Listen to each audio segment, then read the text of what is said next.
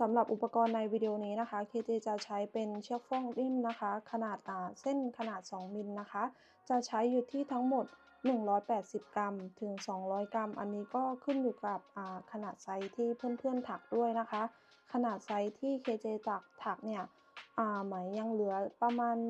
20น่าจะ20กรัมน่าจะได้นะคะอันนี้ก็ขึ้นอยู่กับเพื่อนๆเลยแล้วก็เพื่อนๆสามารถใช้ไหมได้ทุกชนิดเลยนะคะไม่ได้จำกัดว่าจะต้องเป็นเชือกฟอกนิ่มอย่างเดียวนะคะสามารถใช้คอตตอนนมหรือว่าใช้ไหมชนิดอื่นได้เหมือนกันเลยนะคะส่วนเข็มนะคะ KJ จะใช้เป็นขนาด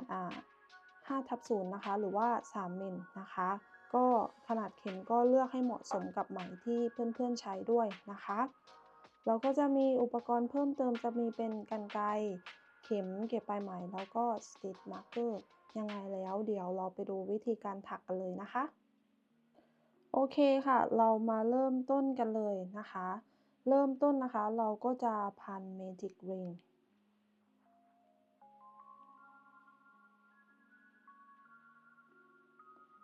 จากนั้นนะคะเราจะถักโซ่1ค่ะ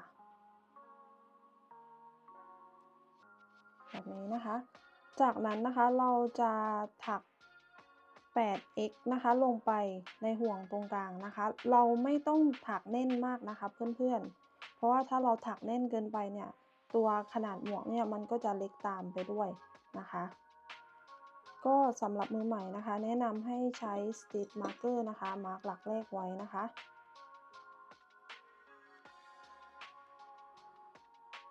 เราก็จะถัก x นะคะลงไปทั้งหมด 8x ค่ะ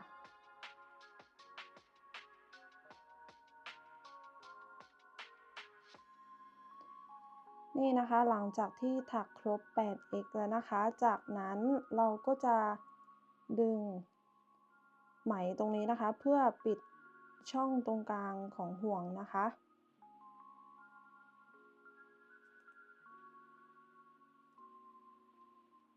นี่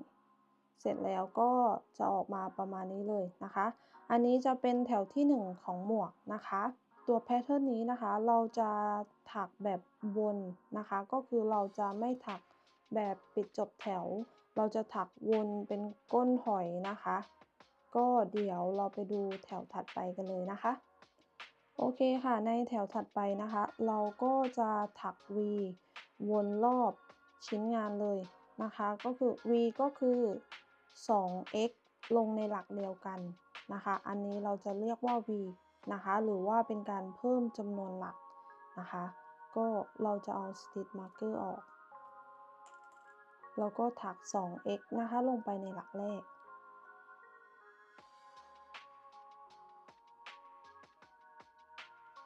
สำหรับมือใหม่นะคะ KJ แนะนำให้ใช้ Stitch Marker มาร์กหลักแรกไว้ทุกครั้งเลยนะคะแล้วก็อีกอย่างหนึ่งนะคะแนะนำว่าอย่าถักให้งานแน่นจนเกินไปนะคะเพราะว่าถ้างานแน่นจนเกินไปเนี่ยตัวขนาดหมวกมันก็จะแน่นแล้วก็ขนาดมันจะเล็กกว่าไซส์ที่ KJ ถักนะคะแต่ถ้าใครชอบในการถักงานแน่นก็สามารถเพิ่มจำนวนแถวขยายให้ตัวหมวกใหญ่ขึ้นได้แต่เดี๋ยว KJ จะบอกอีกทีหนึ่งในขั้นตอนถัดไปนะคะก็ต่อไปนะคะเราก็จะถัก V นะคะก็คือ 2x ลงในหลักเดียวกันนะคะลงในหลักถัดไปแบบนี้เราจะถักให้ครบทั้งหมด8ชุดนะคะหรือว่า8 V แบบนี้นะคะนี่นะคะแถวที่2เสร็จแล้วก็จะออกมาประมาณนี้เลยนะคะก็ก่อนที่เพื่อนๆจะไปขึ้นต้นแถวใหม่นะคะก็เพื่อนๆสามารถเช็คนับจำนวนหลักก่อนได้นะคะว่าจำนวนหลักครบหรือเปล่าสำหรับมือใหม่นะคะเพราะว่าบางทีเราอาจจะถักหลักเกินหรือหลักขาดไปเนี่ยเวลาเราถักงานไปหลายๆแถวแล้วเนี่ยเราจะได้ไม่ต้องกลับมาถักใหม่นะคะ โอเคค่ะ ต่อไปในแถวที่3นะคะเราจะถัก 1x แล้วก็ v ก็คือในแถวที่3เนี่ยจะ1ชุดจะมี2หลักนะคะก็คือหลักแรกจะเป็น x หลักที่2นะคะจะเป็น v ก็คือเป็นการเพิ่มจำนวนหลัก 2x ในหลักเดียวกันนะคะ ก็เราจะถัก x ลงไปในหลักแรกนะคะ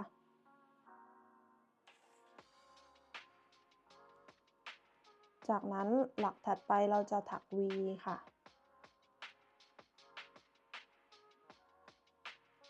นี่อันนี้เราได้1ชุดแล้วนะคะชุดถัดไปเราจะถักเหมือนเดิมเลยค่ะก็คือ 1x ลงไปในหลักถัดไป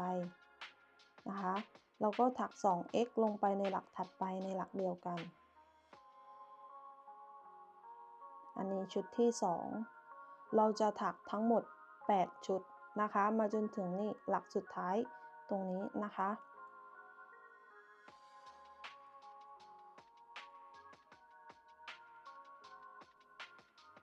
นี่นะคะแถวที่3เสร็จแล้วก็จะออกมาประมาณนี้เลยนะคะโอเคค่ะในแถวที่4นะคะเราจะถัก 2x แล้วก็ v นะคะก็คือในแถวที่3อะค่ะเราจะถัก 1x แล้วก็ v ใช่ไหมคะแถวถัดไปเราก็จะเพิ่มตัวจำนวน x ด้านหน้าค่ะก็คือเป็น 2xv แถวถัดไป 3xv นะคะประมาณนี้ก็เราจะถัก 2x นะคะลงไปใน2หลักแรก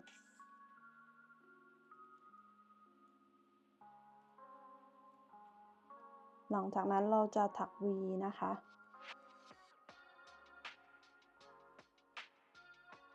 แบบนี้อันนี้เราได้1ชุดแล้วนะคะ1ชุดจะมี3หลักนะคะก็คือ2หลักแรกจะเป็น x แล้วก็หลักที่3นะคะจะเป็น v ก็คือเป็นการเพิ่มจำนวนหลักนะคะชุดถัดไปเราก็จะถัก x นะคะ 2x หลังจากนั้นก็ v เราจะถักแบบนี้นะคะให้ครบทั้งหมด8ชุดเลยค่ะนี่นะคะแถวที่4เสร็จแล้วก็จะออกมาประมาณนี้เลยนะคะต่อไปแถวที่5นะคะเราจะถัก 3x แล้วก็ v นะคะเราก็จะถัก x นะคะลงไปใน3หลักถัดไปนะคะ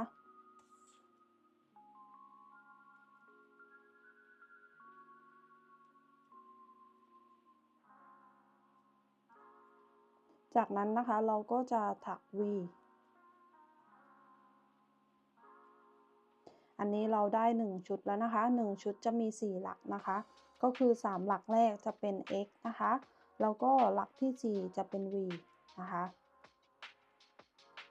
จากนั้นเราก็จะถัก x นะคะลงไปใน3หลักถัดไปเราก็ถัก v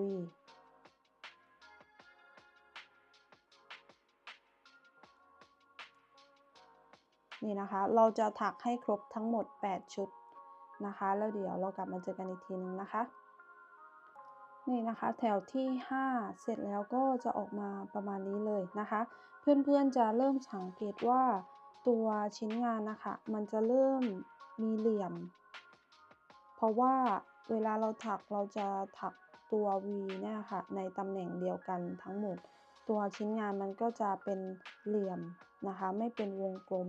ก็ในแถวถัดไปนะคะเราจะถักแบบลบเหลี่ยมนะคะแต่ถ้าใครไม่อยากที่จะคำนวณตัวเลขหรือว่าคำนวณหลักนะคะก็สามารถถักเพิ่มขึ้นไปได้เลยนะคะอันนี้เราจบที่3x แล้วก็ v ใช่ไหมคะแถวถัดไปก็เพิ่มเป็น 4xv แถวถัดไป 5xv แถวถัดไป 6xv ก็เพิ่มขึ้นไปจนได้ขนาดฐานหมวกที่เพื่อนๆต้องการนะคะแต่ถ้าใครอยากจะถักให้ตัวฐานมันมีความกลมมากขึ้นนะคะก็ KJ จะถักลบเหลี่ยมของตัวชิ้นงานนะคะก็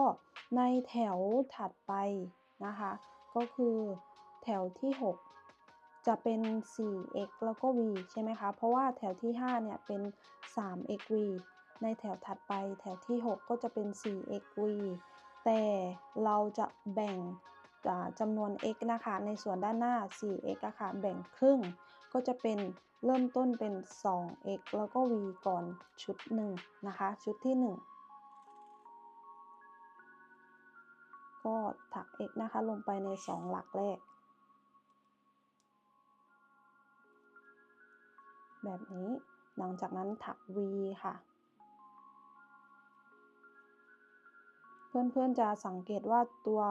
V อะค่ะเราจะขยับมาไม่ตรงกับ V หลักก่อนหน้านี้แถวก่อนหน้านี้แล้วนะคะ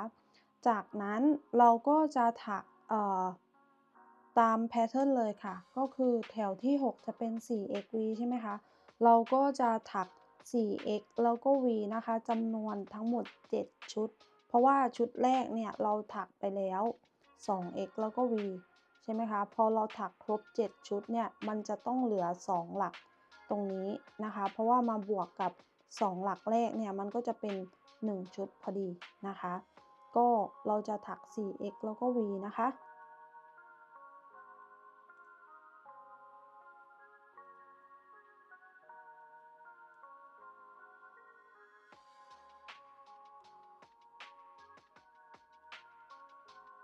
แบบนี้นะคะนี่เราจะถักให้ครบทั้งหมด7ชุดนะคะเพราะว่าถ้าเราถักครบ7ชุดแล้วเนี่ยเราจะเหลือ2หลักสุดท้ายตรงนี้แล้วเดี๋ยวเรากลับมาเจอกันอีกทีหนึ่งนะคะนี่นะคะหลังจากที่ถัก 4x แล้วก็ v ครบ7ชุดแล้วนะคะเราจะเหลือ2หลักสุดท้ายนะคะก็2หลักสุดท้ายตรงนี้รวมกับ2x แรกแล้วก็ v ก็จะรวมเป็น1ชุดก็จะได้ทั้งหมด8ชุดนะคะเราก็จะถัก x นะคะลงไปใน2หลักสุดท้ายแบบนี้นะคะนี่แถวที่6เสร็จแล้วก็จะออกมาประมาณนี้เลยนะคะก็คือเราจะถักอะค่ะลบจำนวนลบเหลี่ยมก็คือเราจะถัก V อะค่ะไม่ตรงกับแถวก่อนหน้านี้มันก็จะลบเหลี่ยมไปได้เยอะเลยนะคะก็ในแถวถัดไปนะคะแถวที่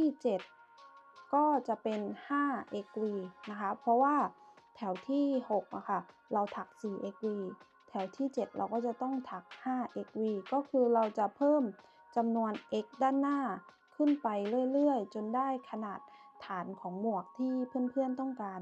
นะคะแต่ส่วนตัวของ KJ นะคะก็คือถ้าเป็นแถวที่มีหลักเลขคี่อะค่ะก็คือแถวที่7 5x แล้วก็ v เนี่ย KJ จะถักแบบธรรมดาเลยก็คือจะไม่ลบเหลี่ยมนะคะก็คือเราจะถัก x นะคะลงไปใน5หลักถัดไปแบบนี้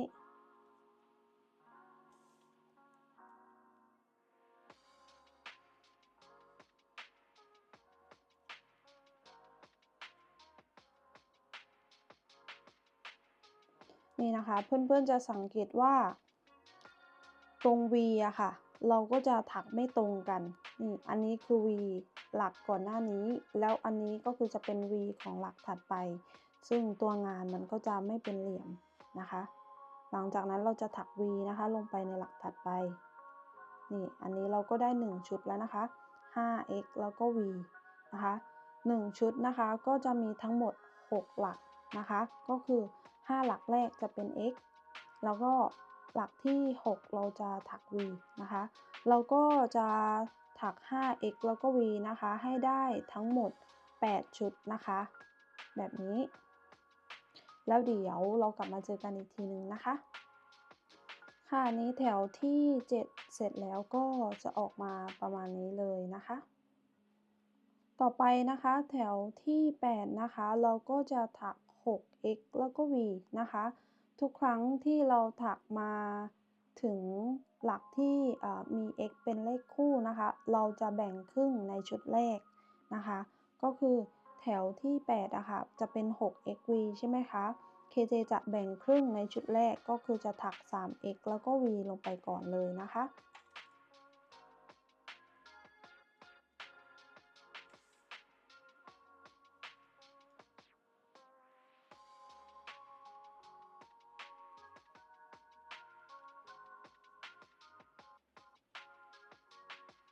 นี่นะคะก็คือเราจะถัก 3x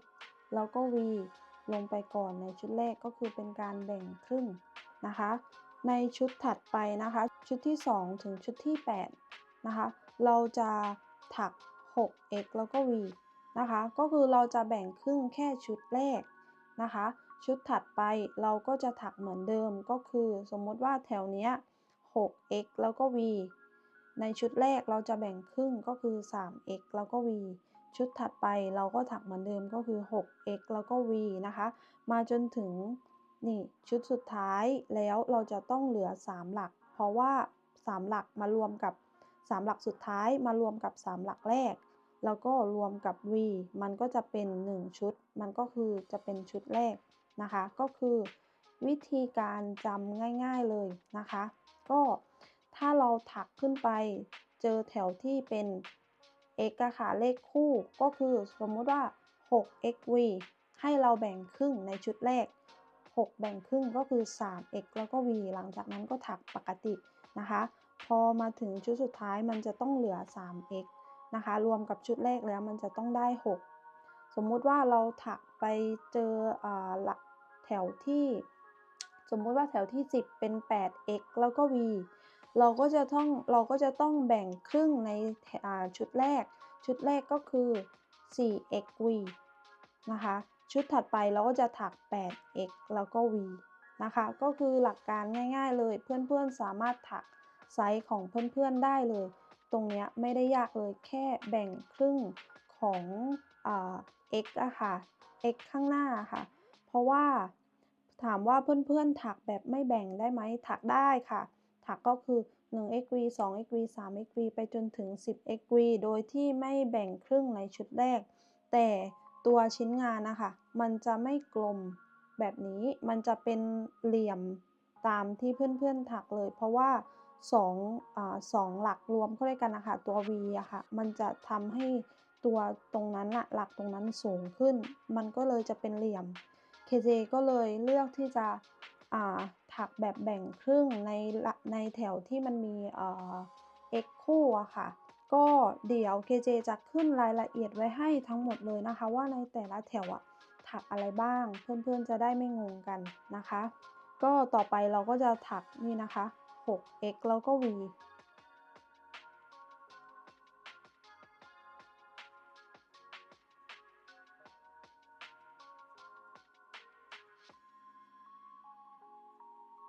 แบบนี้นะคะนี่เราจะถักให้ครบทั้งหมด7ชุดนะคะแล้วเดี๋ยวเรากลับมาเจอกันอีกทีหนึ่งนะคะค่ะนี้เราก็ถักนะคะมาจนถึงชุดสุดท้ายนะคะเพื่อนๆจะสังเกตว่าเราจะเหลือ3หลักพอดีนะคะก็3หลักสุดท้ายรวมกับ3หลักแรกนะคะก็จะเป็น 6x นะคะแล้วก็ v ก็จะเป็น1ชุดนะคะเราก็จะถัก x นะคะลงไปใน3หลักสุดท้าย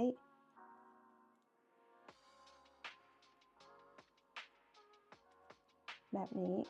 นะคะนี่แถวที่8เสร็จแล้วก็จะออกมาประมาณนี้เลยนะคะในแถวถัดๆไปนะคะ KJ จะขึ้นรายละเอียดไว้ให้ทั้งหมดเลยนะคะว่าในแต่ละแถวเนี่ยถักอะไรยังไงบ้างนะคะจะได้ง่ายสำหรับเพื่อนๆนะคะก็อันนี้จะเป็นตัวอย่างในการถักนะคะในแต่ละแถวก็จะหลังจากนี้เพื่อนๆก็สามารถไปถักตามที่แพทเทิร์นที่ KJ ขึ้นไว้ให้ได้เลยนะคะก็เดี๋ยวเรากลับมาเจอกันอีกทีนึงนะคะหลังจากที่เราถักจนได้ฐานของหมวกที่เราต้องการนะคะ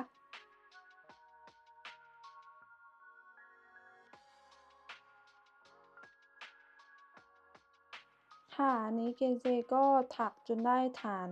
ของหมวกที่ KJ ต้องการแล้วนะคะ KJ จะจบอยู่ที่แถวที่15นะคะก็คือ 10x แล้วก็ v นะคะก็ถ้าใครอยากได้ฐานที่ใหญ่กว่านี้นะคะก็ให้เพิ่มเป็น 11xv แล้วก็ 12xv นะคะแต่ KJ คิดว่าถ้าคนที่ขนาดใหญ่มากๆเนี่ยเพิ่มไปสักอีก1แถวก็คือ 11x แล้วก็ v เนี่ย KJ คิดว่าน่าจะพอดีนะคะ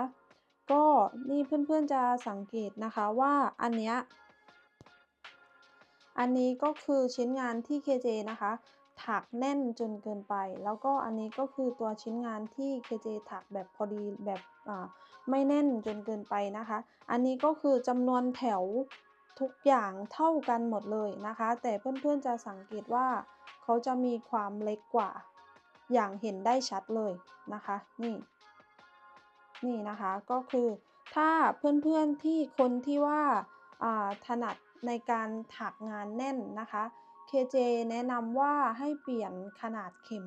ก็ได้นะคะจะเปลี่ยนเป็นขนาด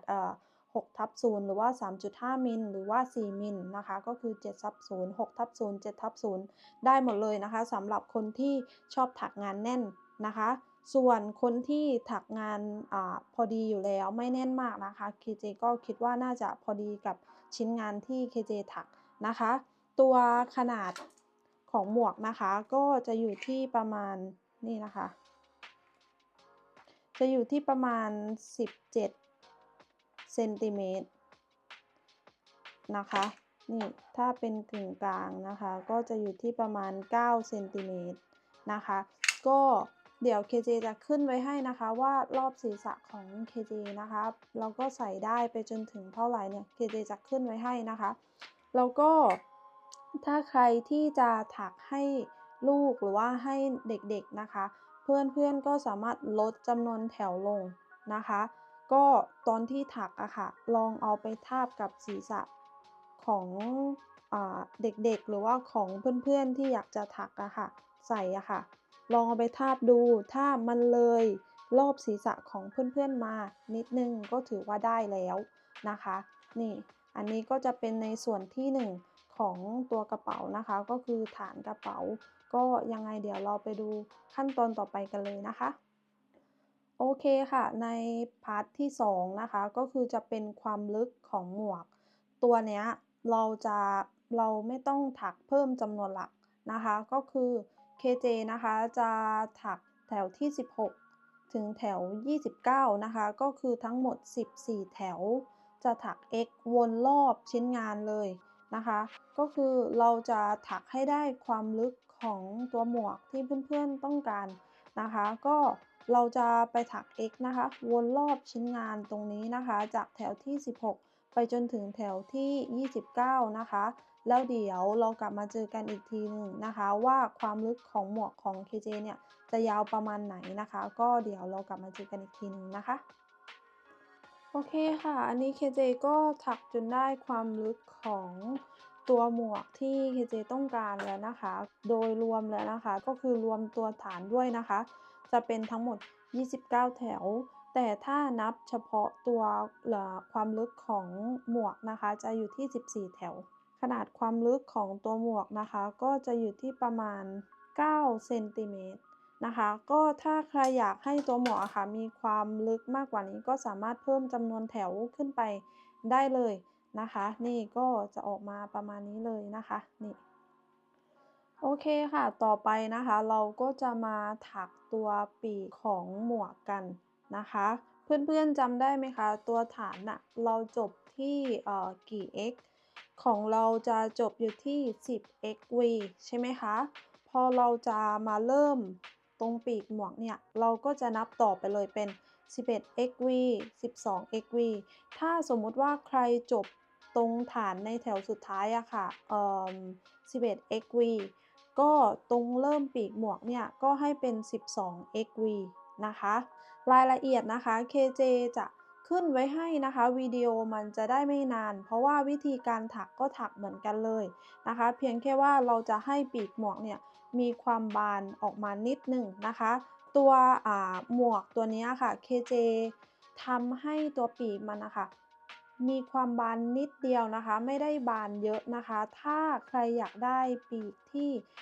มีความบานเยอะขึ้นนะคะเดี๋ยว KJ จะทำวิดีโอแยกอีกวิดีโอหนึ่งนะคะก็ยังไงก็รอติดตามกันด้วยนะคะส่วนในวิดีโอนี้นะคะก็คือเดี๋ยว KJ จะขึ้นรายละเอียดข้างบนไว้ให้หมดเลยนะคะว่าในแถวถัดไปเนี่ยถักอะไรยังไงบ้างนะคะเพื่อที่จะวิดีโอมันจะได้เร็วมันจะได้ไม่ยาวนะคะเพราะว่าวิธีการถักเราจะถักเหมือนกันเลยนะคะกับตัวฐานตรงนี้นะคะก็เดี๋ยวเราจะถักในส่วนที่3ก็คือส่วนของปีกให้เสร็จนะคะแล้วเดี๋ยวเรามาเจอกันอีกทีหนึ่งนะคะ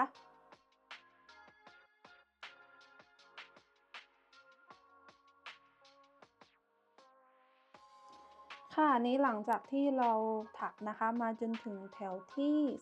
37นะคะเราจะถักแตกต่างจากแถวอื่นๆนิดหนึ่งนะคะก็คือเราจะถัก ซีเลื่อนห่วงก่อนที่เราจะเริ่มแถวที่38นะคะก็สำหรับใครที่ถักแตกต่างจากของ KJ นะคะก็คือ2แถวสุดท้ายอะค่ะให้ถักเหมือนของ KJ ก็คือถักซีเลื่อนห่วงก่อนที่จะเริ่มแถวใหม่นะคะก็คือให้จำง่ายๆเลย2แถวสุดท้ายของเพื่อนๆนะคะให้ถักซีเลื่อนห่วงก่อนที่จะเริ่มต้นแถวใหม่นะคะเพราะว่าเราจะพยายามทำให้ตรงนี้ค่ะมันมีความเท่ากันเพราะตอนนี้เราถักเป็นก้นหอยแล้วตัวชิ้นงานนะคะฝั่งนี้เขาจะมีความสูงกว่าฝั่งนี้นะคะเพราะฉะนั้นแล้วในแถวที่38นะคะเราก็จะถักซีเลื่อนห่วงแบบนี้นะคะหลังจากนั้นเราจะถักโซ่1นะคะหลังจากนั้นเราจะถัก x ลงไปในหลักแรกแล้วก็ใช้ Stitch Marker มาร์กหลักแรกไว้สำหรับมือใหม่แนะนำให้มาร์กหลักสุดท้ายไว้ด้วยนะคะหลังจากนั้นเราก็จะถักตามแพทเทิร์นเลยนะคะในแถวนี้เราจะถัก 14x แล้วก็ v ใช่ไหมคะเราก็จะแบ่งครึ่งในชุดแรกก่อนก็คือเราจะถัก 7x แล้วก็ v นะคะ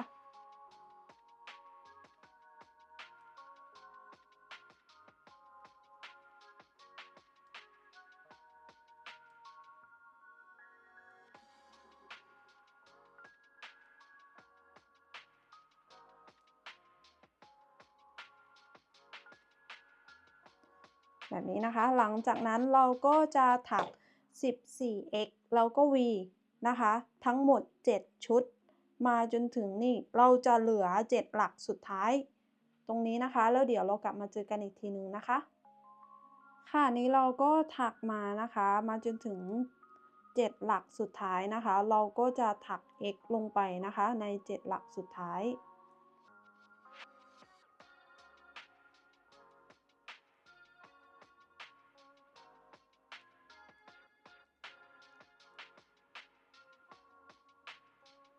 แบบนี้นะคะ หลังจากนั้นเราจะถักซีเลื่อนห่วงกับหลักแรกนะคะ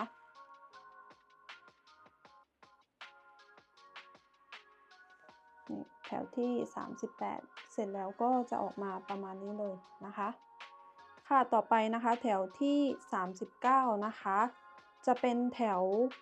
สุดท้ายเกือบสุดท้ายนะคะก็คือแถวที่39จะเป็นแถวสุดท้ายของการถักตัวปีกหมวกนะคะแล้วก็แถวที่40จะเป็นการถักขอบหมวกนะคะก็แถวที่39นะคะเราจะถักโซ่1หลังจากนั้นถัก x ลงไปในหลักแรกมือใหม่ก็ใช้ Stitch Marker มาร์กหลักแรกกับหลักสุดท้ายไว้นะคะหลังจากนั้นเราจะถัก x นะคะวนรอบชิ้นงานเลยค่ะ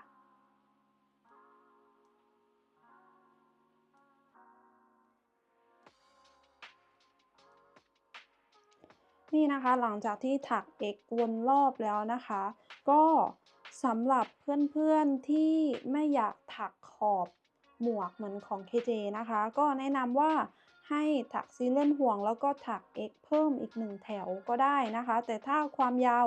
ของหมวกโดยรวมแล้วเนี่ยเพื่อนๆโอเคกับความยาวของหมวกแล้วก็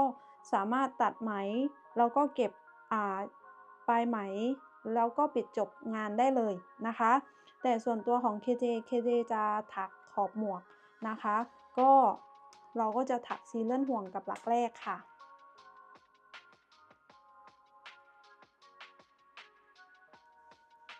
นี่นะคะแถวที่39เสร็จแล้วก็จะออกมาประมาณนี้เลยนะคะ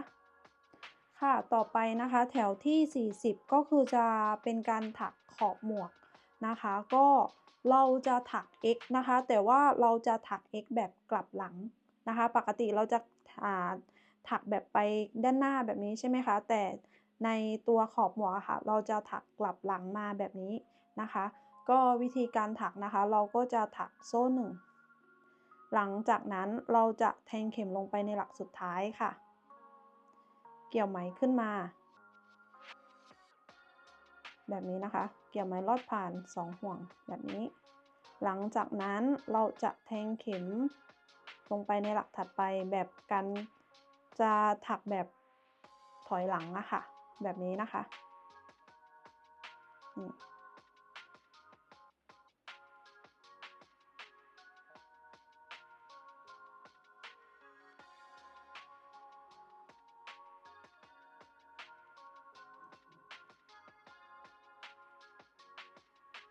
นี่นะคะ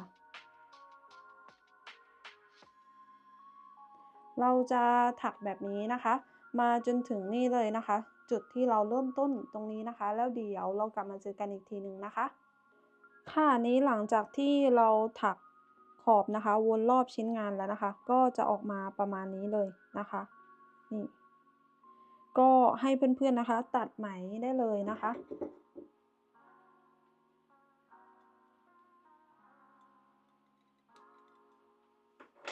เราก็ใช้เข็ม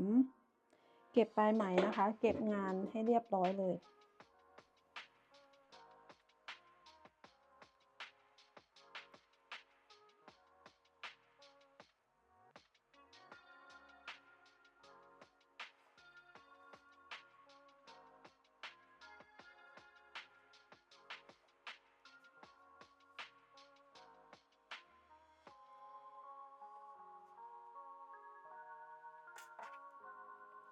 จากนั้นก็ตัดไหมได้เลยนะคะ